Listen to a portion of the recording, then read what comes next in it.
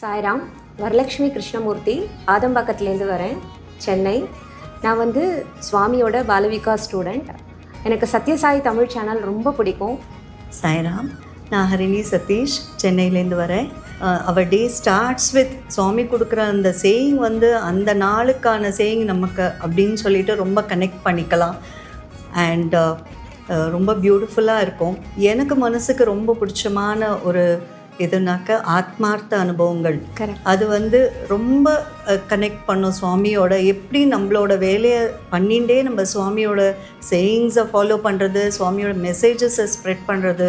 எனக்கு பிடிச்சது கோபாலன் அங்கிளோட ஆத்மார்த்த அனுபவங்கள் ரொம்ப ரசித்து ஒவ்வொரு வாரமும் வெயிட் பண்ணி பார்ப்போம்.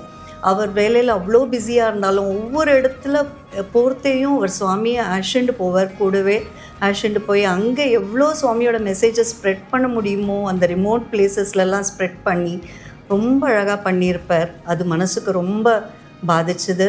அட் த சேம் டைம் இப்போ ரீசெண்டாக பூபால் அங்கிள் பேசியிருக்கிற வரைக்கும் அதை கேட்டுருக்கோம் இல்லையா சாய்ராம்? ஆமாம் Sairam. At the same time அடுத்தது பிரேமதாரா சுவாமி வந்து ஸ்டூடெண்ட்ஸ்க்கு எழுதின லெட்டர்ஸ், அது வந்து டிஸ்கஸ் பண்ணுற பேனல் ரொம்ப மனசுக்கு பிடிக்கும். அலுமினை வந்து அதை வந்து பார்த்து படிப்பா, அதை இங்கிலீஷ்லேயோ படிச்சுட்டு அதோட மீனிங் வந்து ரொம்ப அழகாக சொல்லுவாங்க.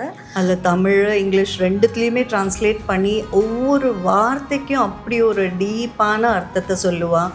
அதுவுமே ரொம்ப கனெக்ட் பண்ணும். நம்ம வாழ்க்கையில் வந்து நமக்கு புரியாத நேரங்களில் அந்த லெட்டர்ஸை படிக்கிறப்ப அவ்வளோ ஒரு ஆனந்தமாக அது நமக்குன்னு சொல்கிற மாதிரி இருக்கும். அந்த லெட்டர்ஸ் எல்லாம் படித்து புரிகிறப்ப ரொம்ப ஆனந்தமாக இருக்கும் சாய்ராம். கரெக்ட் சாய்ராம். சுவாமியோட மகா வாக்கியங்கள் ரொம்ப பியூட்டிஃபுல்லாக கொண்டு போகிறா.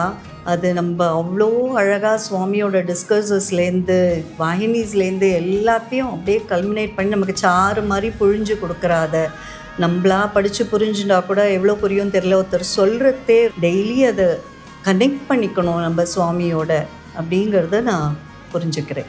So very happy for Tamil channel 5th anniversary செலிப்ரேஷன்ஸை நோக்கி போயின்ட்டுருக்கா. ரொம்ப சந்தோஷமாக இருக்குது. சுவாமிக்கு இனிய 100வது பிறந்த நாள் நல்வாழ்த்துக்கள். We love you Swami. Happy birthday Swami. We love you.